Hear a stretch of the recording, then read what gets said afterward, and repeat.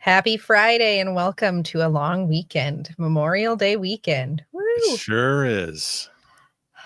Today felt like Saturday all day because I took today off too. Oh, nice.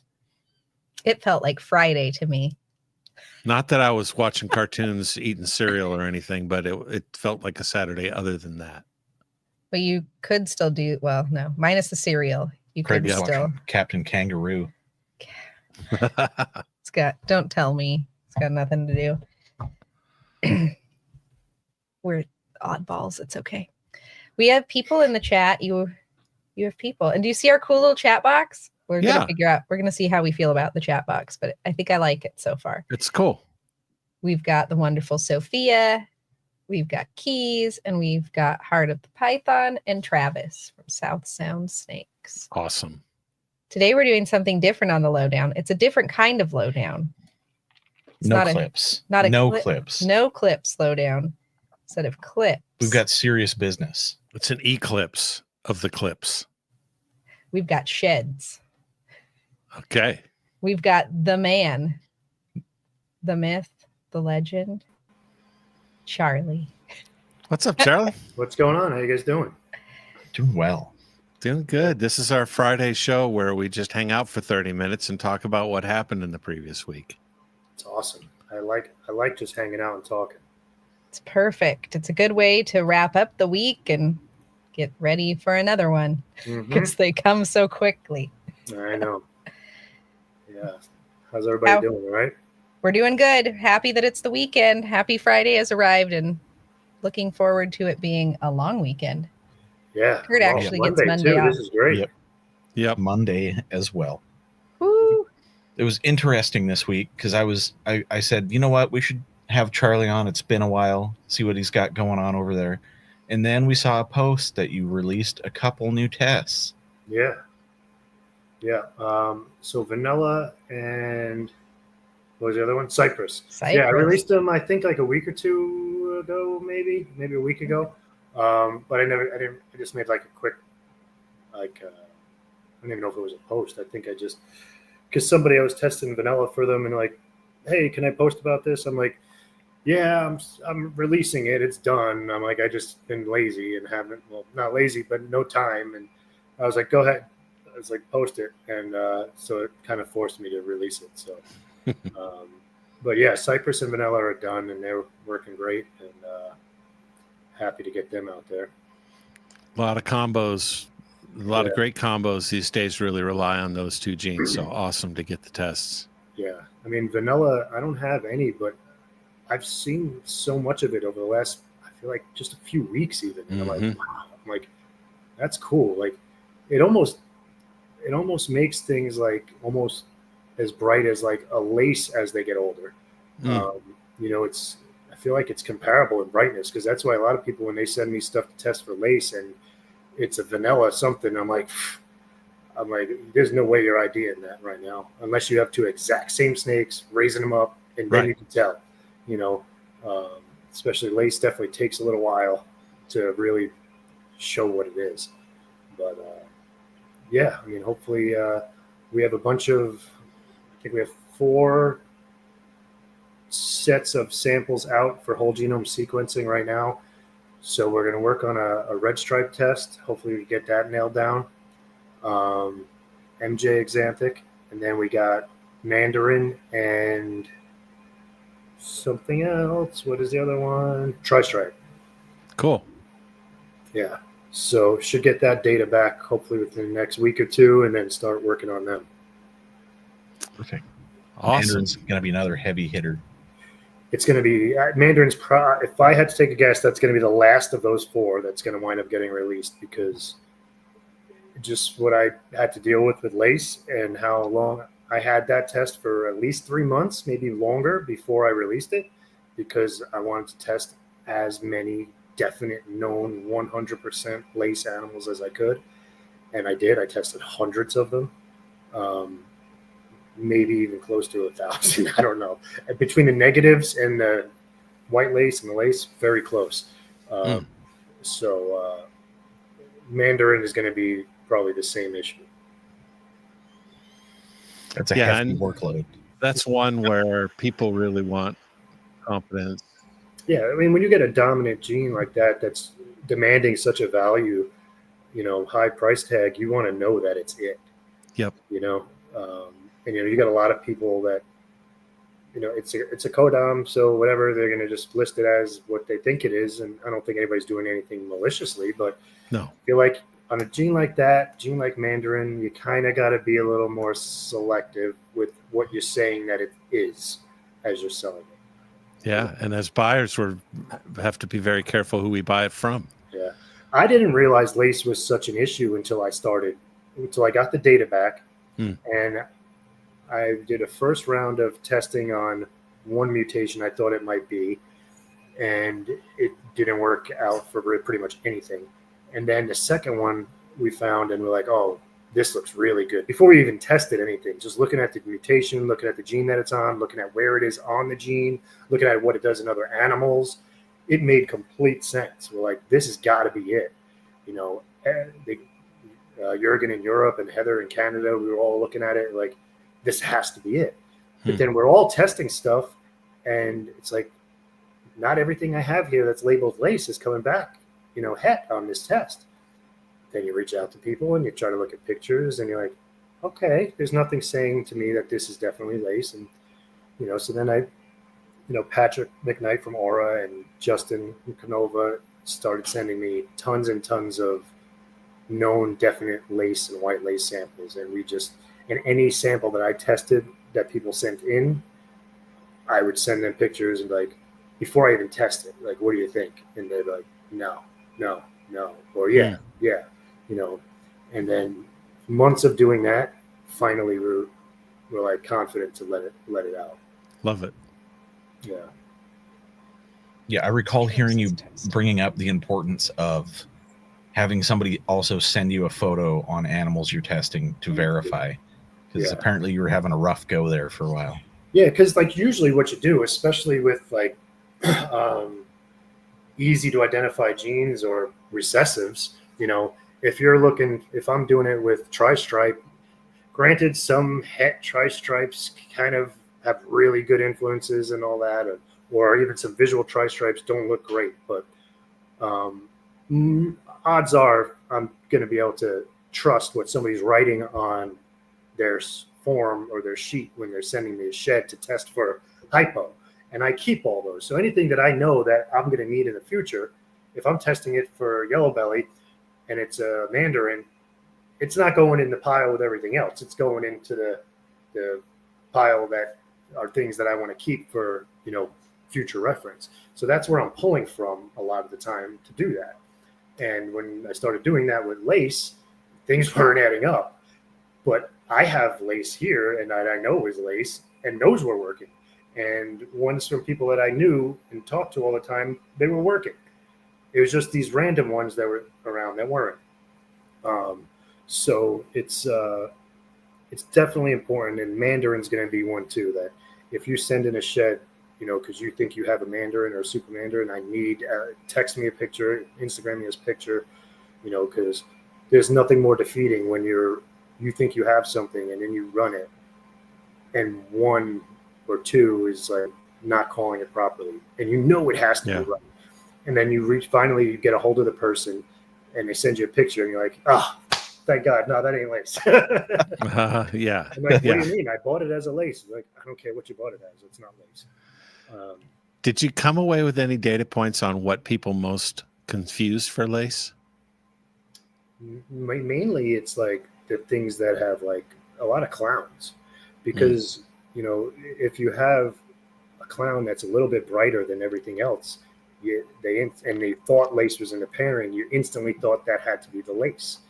And the main issue, I think, is that there are some snakes out there that were sold as white lace that were not white lace.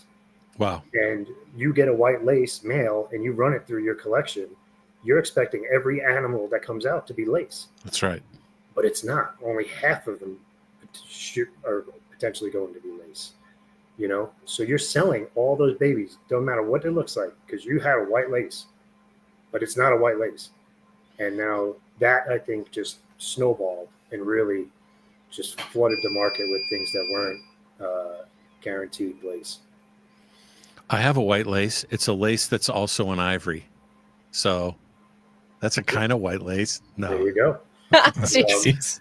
it's my only lace. It's an ivory lace. I've It's tested weird. like a bunch for somebody who has a lot of ivories for sale that are also lace. But I've tested them and they're lace.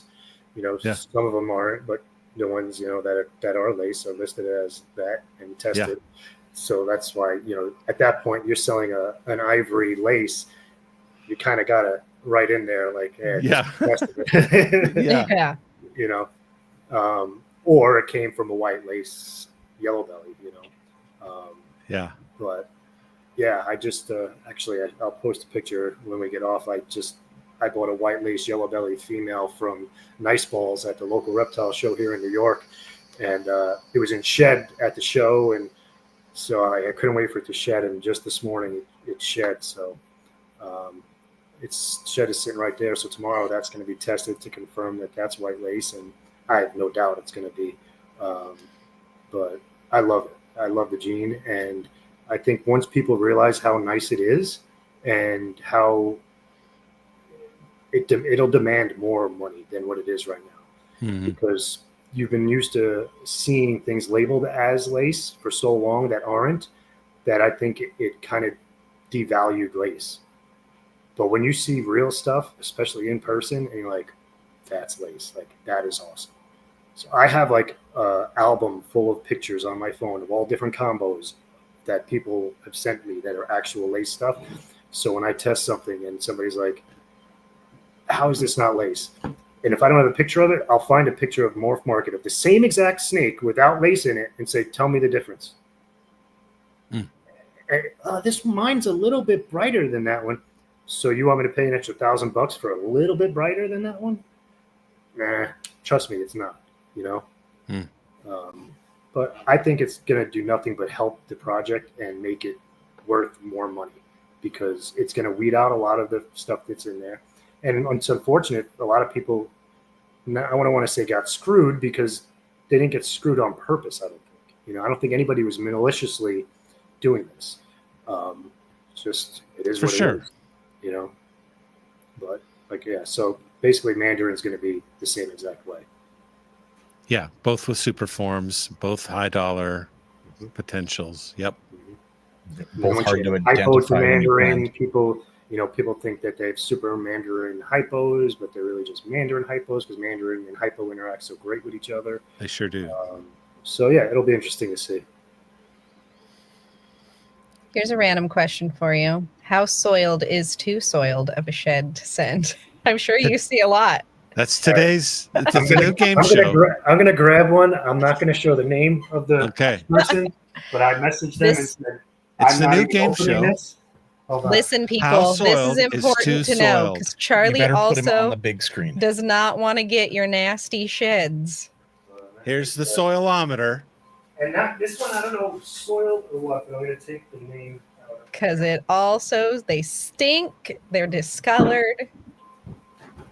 Sometimes Soiled. they're poop packets. So this one, you can't even tell real good from this, but like this is, when it got to me, it was soaking wet, and I can still feel that it's still wet in there.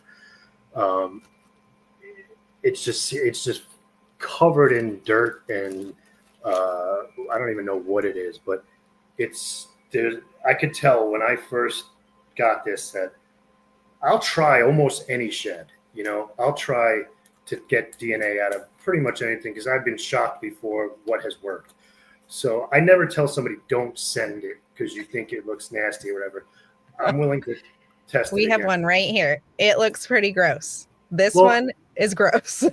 So something like that, just open it up. Once you pull it out, like this shed was curled up this morning in the tub, and it was still soaking wet. I got it out and I unrolled it, and look at it, and it's already dry. Yep. Like this is, just unroll it, get it to this point, and hang it or lay it on something. That's it. Yep. Or If you clip could it to do your this, bin. Clip it if to your you could snake do- bin. Hang it. Yeah, that's what I do a lot of times. Hang it from the bin. But if you could do this, then odds are no matter how dirty it is, no matter how it'll work.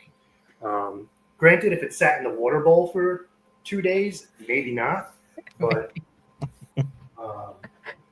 Yeah, Nikki, pick them out of the water bowl. Stop leaving them there. Yeah, right. Thanks. but even if it does go in the water bowl and you could get it out and then unroll it like that and hang it, it might be fine. The thing is when you get them just as a straight ball like that, usually it'll most of the time will work too. But if you get it in a ball and then throw it in a Ziploc bag, the outside might feel dry to you, but there's still moisture inside that ball. Yeah. So now there's nowhere for that moisture to go except sit in this bag. And especially once it gets hot out, and it's just gonna degrade the DNA. It's just not gonna. I might get a little bit, but usually it'll take me some reruns, and and then eventually I'll be like, listen, I can't do anything with it. Sorry. And I hate saying that. I hate telling people that I can't get DNA out of it. So I try it 2-3 times, usually before I tell somebody to send a new shed or a scale clipping or whatever. But yeah, that's a small thing we can all do on our part to make your job and our job easier. Just spreading them out is the main thing. Just spread them out. Don't just grab it out of the thing and throw it in a bag and seal it. Even if it's already hard and stiff, and you're like, okay, it's already stiff, it should be good. Just unroll it. And if you can't unroll most of it, throw that part out. I don't need a ton. Just throw the part out that you think is, and just give me a flat, straight piece. That's the best advice I could give on that. And let it dry. And if you can't let it dry, or if you're not sure if you let it dry long enough, throw it in one of these envelopes, because these envelopes are paper and they allow it to breathe. So if there is a little moisture in there, it's not going to get disgusting because it's still able to breathe a little bit. So yeah, those are the two main things that I would say to do when pulling the shed. If you could get as much dirt or cocoa or whatever off of it beforehand, also great. I love that. Nothing like I love opening something and be like, oh, this person is so awesome. Like just clean, flat, white sheds. Thank you. You made Charlie's job easier. We've also enjoyed the fact that the integration with Husbandry Pro has made testing your sheds easier. Yeah, definitely. I mean, they did a good job with their, portal there to order on, and especially if you're using Husbandry Pro and you have all your snakes in there. I believe obviously I don't order my own shed tests, but I believe that you could just, if you have a snake in there and it's 50% het, there's something for you to click on, right? I think there's a little flashing green light next to it reminding you that you should probably get that tested. Yeah, you can't miss it. and then you click it, and I think it direct links, like you're saying. Yes. Yeah, I mean, that's perfect. It is. Gives you a reminder, a subtle reminder. It's just like a glimmering green light. Yeah. No, it's fun. It's been super stressful for the last probably like 2 months. Has been mainly my day job has been very, very, very, very busy, and I haven't been home much. Thank God I have an awesome employee, and she's here every day, sometimes 6 days a week, sometimes 7.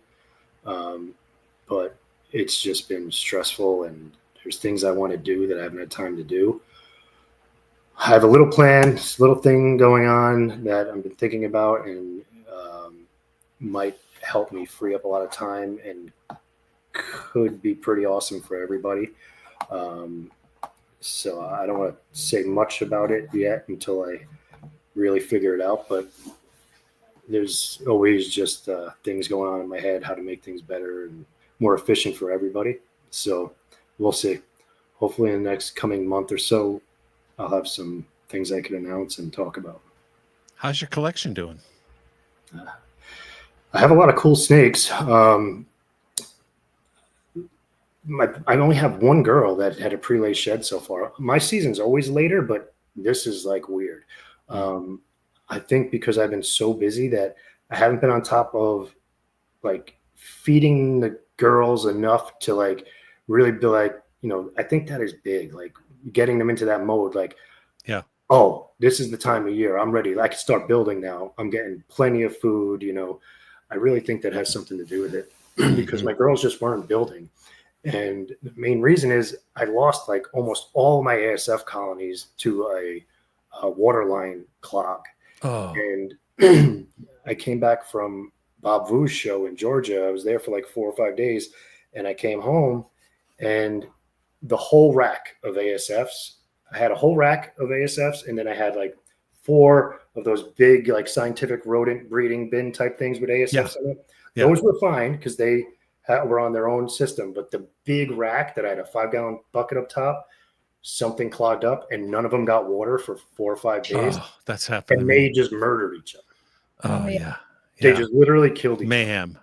You know, so that really, really screwed me big time. I have no real rodent breeders around that I could just buy from. I'd have to drive pretty far, and I don't have time to do that. And I'm trying to feed frozen when I have time to the snakes that will take it. Yep. But That takes more time. right, there's nothing I hate more than feeding frozen thawed. I give credit to anybody that does it on a weekly basis. It's like getting a kid to eat spinach sometimes. Yes, and I don't have that patience. I like to be able to. I have a rat shed. So this is my lab here, and then in the next room over, a door that goes into another room is my snake room, and then there's a door here to go outside, and a door from the snake room to go outside, and then right next to that, I built a rodent shed. And there's nothing better than just going in there, picking whatever sizes you want. All right, this is how many I need. These are the sizes I want. Throwing them in a bucket, walking in, and you're done. You know, it's I love that. I hate having to defrost and trying to freaking entice the stupid things to eat. But I don't know. We'll figure it out. But so anyway, I have a phantom het monsoon female that had her pre-lace shed a couple weeks ago that was bred to a special double het monsoon hypo. Cool. So if I get super lucky, I potentially could get a monsoon het hypo. So we'll see. Awesome. Fingers crossed. Yeah. But so that was the main girl I wanted to go, which I was, cool about. And I'm glad she went. But I have another female GHI clown, huge adult girl. She's ready to go, and she has tiny follicles, and she's been pairing up to my black pastel Wookiee yellow belly het clown male, trying to make some of the Krakens. But she's not getting there yet, so we'll see. But all the really good stuff I have is growing up. It's between like 200 grams and 1,000 grams. So next season, I'll have a few more cool females ready to go. And then the season after that will be awesome. Cool. Yeah. Always something to look forward to. Exactly. Yeah. We had And a couple I'm of fine with it right now, not having a lot of clutches, because I never do. I think my most I had was like maybe 7 clutches or 8. And that was last season. And I was like, whoa, how do people do 100? Like, it's silly, but it's a lot. So right now it's super busy with the shed testing. My day job is busy. So I'm all right with only having a couple clutches this year. Yeah. I'm not in a rush. So how about you guys? We've both got eggs this week. Nice. Right? Congrats. Yep. Then just hoping for more. We were just excited because these last 2 had veins. We had a long stint of infertile eggs. So Really? Same female or different, or just different whatever? ones. We moved them from where we are right now, like out of the house and into our snake shed in the middle of breeding season. So that's all we can figure that we messed it up. Yeah, we disturbed them. Yeah. They're fickle creatures. Yeah, they But are. Craig has blood python eggs in the incubator. Ooh. Yeah, Right? got What some kind? Sumatran short tails with chrome heads. So pretty psyched about I that. don't know what crumb head is. Is that a gene? It's a phenotype that I don't know how it's that people don't mix chrome heads with black heads. They just have a gray head, and sometimes it's brighter than others, and then as they get older it darkens a bit. But Nice.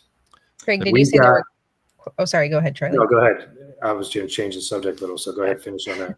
Did you say there were questions, Craig, in the chat? or a question you saw? Oh yeah, we had a question about panel testing. What are the pros and cons of that, and what do you think of panel tests? So I don't offer it like publicly. If you come to me and are like, "Hey, I want to test this for everything you got," I'll say, "All right," because obviously, it's just a time to money point for me is a thing. Like, you know,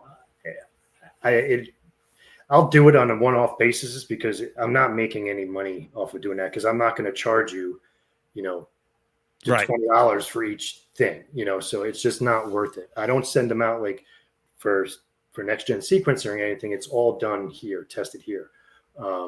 So I'll ask if you come to me like, oh, all right, send me a picture of the snake, first of all. All right, I don't have to test it for Wookiee. I don't have to test it for, Bongo. Right. It's not a spider. Let's eliminate things that we definitely don't need to test. Okay, do you care if it's het albino? No? Okay, we're not going to test for that then. Do you care if it's het candy? No.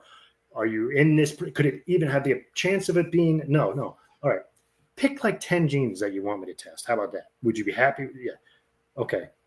Then I do a lot of things like that. Like, let's figure out what you really need to test for.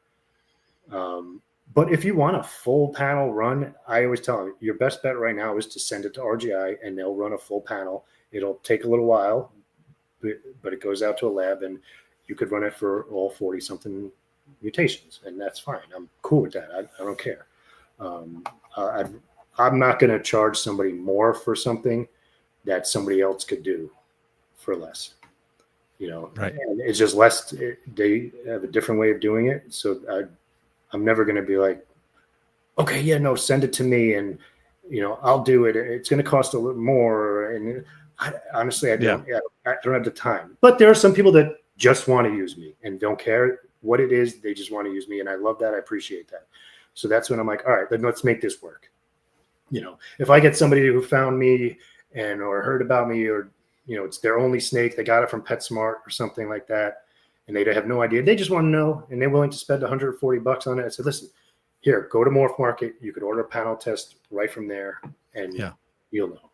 You know what I mean? I have no problem doing that. But one of the things I'm thinking of in my head is hope.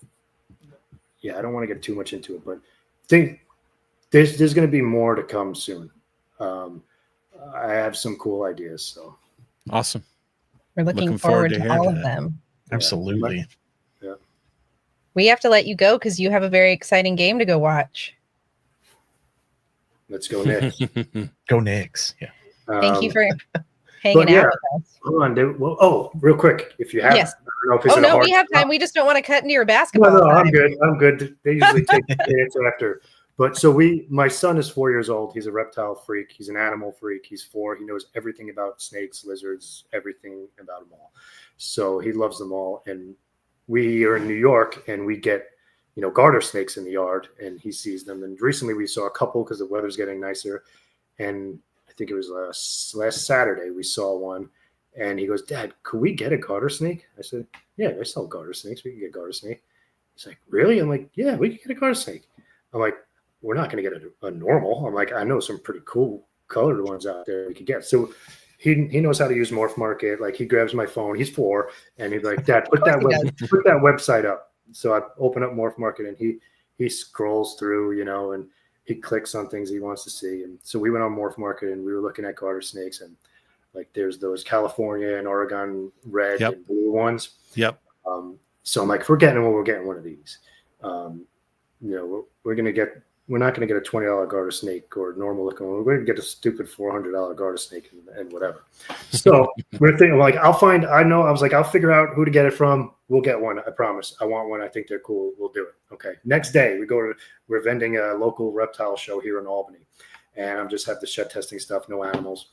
And I'm walking around with him. He came with me and we see a table and they had the garter snakes with the red sides and the blue on the back and all that. And he's like, his eyes lit up. He's like, Dad, can we get one? They were $400. I'm like, yeah, you don't have to ask me. like, go ask your mom if it's all right. I knew her answer was going to be, where's it going? Yeah. Yeah. That's it. All the logical questions. Right. So I was like, go ask mom. She was back at the table. I said, Mom, oh no, he goes, so then he throws in the blue tongue skink. He's like, Mom, can we get a garter snake and a blue tongue skink? I'm like, oh, where'd the blue tongue skink come from? I'm like, but he knows that I will literally buy any reptile he wants because I want them too. Yeah, So, of like, course. he doesn't, he has the life. Like there's nothing I'm going to say no to. That's awesome. But he knows the things we can't get. And I'll joke with him like, hey, let's get this king cobra. And he'd be like, Dad, no, we don't have a license. You can't get one here. But so he goes to my wife. He's like, Ma, could we get a garter snake and a blue tongue skink? She's like, where are you putting them? He's like, in the snake room. She's like, I don't care. She's like, as long as they're not in my house, whatever.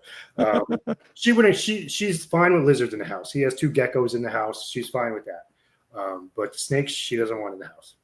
So we go back. I'm like, we're not getting a blue tongue skink here. I'm like, I know a lot of people that breed them. I'm like, we're going to get a blue tongue skink somewhere else. But I want one of these garter snakes too. Let's get it. So we get it, whatever. And we bring it home and he loves it. And it's just so much different than, and it's my only colubrid I've ever had, you know, compared to a ball python or even the retic or the carpet. These things are like, they darting around. They're like It's a different world. You know, but when we held it at the show, and then when we held it, like when we first got home, and I initially put it in a small, like 10 series tub while we were getting the enclosure ready, because we had an enclosure already. We just reset it up and nice naturalistic enclosure. Anytime I picked it up, it was fine. It would slither for a second, then calm down. So 2 days ago, he's like, it's like late at night. I got home from work at like 8 p.m. He's like, could we take the garter snake out real quick? I'm like, yeah, let's go. So we go up there, and like, I'm used to ball pythons where they don't care if you take them out at night, but the garter snake's sleeping. The lights are off. So I wake this thing up. I try to take it out, and it mussed all over. Oh. I look at my son. He's standing next to me, and he just goes, I'm like, oh my God. I'm like, I put it back in. Like the smell did not go away for so long. I was like, all right, we're not taking this out at night again. Like, no way. Not happening. Did it do the tail whip like the king snakes do? I believe it whipped because it was coming out and it was slithering around. I kind of had to grab it and I picked it up and I believe it whipped, and then I felt liquid on my hand, and I was like, I know what that is. I'm like, I know what that's going to be. Please just be pee. And I'm like, nope, that ain't just pee. No. And it's like this yellow crap like all over the floor. I was like, Oh, that's the worst. But that's the thing. Like, I bet if I kept it in a tub, it probably would just be easier for me to take it in and out. But when this thing's sleeping under a log, like in a tree, like it looks awesome, the enclosure, and it loves it. It climbs all over it. Like, so I'm not going to just throw it in a tub just so that I can hold it, you know, once in a while. But, yeah. Right. You know, we'll see. We'll try next time. We'll try again when it's out and take it out again and see what happens. But yeah, I thought it was funny that the first time we tried to take it out of that enclosure, and so Brandon Nixon, I believe, he has them too. And I was talking to him, and he's like, "You get mussed yet?" I'm like, "No, this thing's awesome." I'm like, "We've held it a bunch of times, never got mussed." I texted him right after. I'm like, "I got it." Just kidding. It actually happened. I know what that smell is now. I'm like, and that will not leave my memories for a long time. Or your sons. Yeah. No, he was even he was like smiling but laughing and like ready to throw up at the same time. Oh, that's great. Yeah, but he has no fear. Like, he will literally grab any animal in there. Like, he got bit by our carpet python. It was the first and only snake bite he got. Pretty much right after we got it. It was small, and because he was trying to hold it like a ball python or a retic or something. Right. You know, he's letting it walk through his hands. He tried to do that with the carpet. Put his hand in front of the carpet's face, and it grabbed him. And then he was like upset and everything, but he never blamed the snake. And he was probably just turned 4 when this happened. If anything, he might have been like 3 still. And he holds the carpet now all the time. He'll just put his hand in there and grab it. You know, he don't care. Like, I'm trying to use like a hook to get it out. He's like, "Oh, I'll grab it. Like, 'cause he's been doing it since he could walk, since he's 1 year old. You know, he has no fear of any of it. Like, and my employee, whenever she's here and she sees him, like today, he was feeding the snakes from tongs, like all of them. He fed the super dwarf retic. He fed a bunch of ball pythons. Just boom, and she's just like, "Oh, Landon, I wish I had your braveness." You know? That's Prodigy. awesome. Yeah, Yep. yeah. We just don't care. Like, it's funny. That's awesome. You know, and every time I open a tub, like even if it's a ball python or whatever, I keep your face away. Like, I don't care if you've opened this tub a million times. You never know when this ball python is gonna not be a ball python and think it's actually hungry, and he's gonna stick out. Like, just don't. I'm like, don't put your face there. So every time he opens, I have to remind him, like, move your head, move your head. You have to send Charlie the pictures so he can show him. Like that. Yeah. I got bitten in the head once. It's, Oh, did you? Yeah. You know, I don't want to do Because that. of the same thing. I stuck my head right in the bin. It was I mean, my own fault. The nicest snake that you've ever had could one day be like, "Oh, I'm starving," you know. Yeah, And she was hungry. It was my fault. especially the young ones, all the little ones are always ready to eat. I feel like so whenever I open them, I'm opening them like this because I know their face is going to be right there no matter what. But the big ones, they're usually fine. It's usually the small ones that I'm worried about because they're always ready to eat. The lessons we learn. Yeah, but no, I'm really happy that he like loves them. I brought in like 6 or 7 snakes and a couple geckos to his school last week. I took off, and the teacher asked if we would bring in, because all he does is talk about it at school. He's in pre-K, so they're like, "Hey, you know, would you guys want to bring in some stuff and to show the class?" I was like, "Yeah." So he was like so proud, walking around the class, having all the kids touch the snakes and everything, telling them what everything was, how they eat, what they eat. You know, he was like the man for the day in school. That's awesome. Yeah, it was really cool. He needs to do some content. We need to see him on YouTube. Yeah, oh, he makes believe because he watches all the YouTubes. That's how he knows everything. He watches all of them. Like even the kids' cartoon shows all have to revolve somewhat around an animal. Yeah, you know, he's not into like superhero stuff or anything like that. You know, Wild Kratts is one thing he watches, and he's got, you know, he knows everything about every animal in the world. Like, it's crazy, and he's 4. That's amazing. And like Chandler's Wildlife from down in Florida, loves him, knows every one of his alligators, crocodiles names, everything. And like, then he'll make believe he's like, "All right, Dad, on this episode, we're going to do this." You know, I'm like, okay. I'm like, we got it. Your mom wouldn't let me put you on YouTube yet, but someday. That's awesome. Yeah, so it's fun. Well, yeah, thanks for having me on, and hope everybody's doing well and their seasons are blessed with good odds. Same with yours, and may the sheds be ever in your favor. Yes. Yeah, and flat and clean. Flat, clean, and dry. Yeah. Do your part, people. Do your part. Thanks for a T-shirt that says "How soiled is too soiled," and I'm just gonna wear it around. Or just like a flat. I'm gonna get a flat shed and just say, "Do your part." Yeah. Don't be that guy. Thanks for sharing about your garter snake story. That was great. Yeah, no, love that. Course. Yeah, and go we next. love having extra species. Like we have the carpet, we have the super dwarf retic, we have the garter snake now. You know, I love ball pythons. You can't beat the colors and the genes and the science behind it all. And I love them. And, you know, but it's really cool having different stuff. Really is. It adds a whole new dimension. Like whenever I'm at Tinley, like I'll do my due diligence, hit up a couple ball python tables, but I'm looking for anything else. You know, I see them all day. That's my life. You know, I want to see what other cool stuff is out there, see it in person. You know, that's what we even had a couple Bolins at Tinley this last one. Yeah, was it the same guy who was at? I think he was at Dallas, and then. Oh yeah, he was at Tinley I was at because I missed the last Tinley, but I think he was at the one before. Mm-hmm.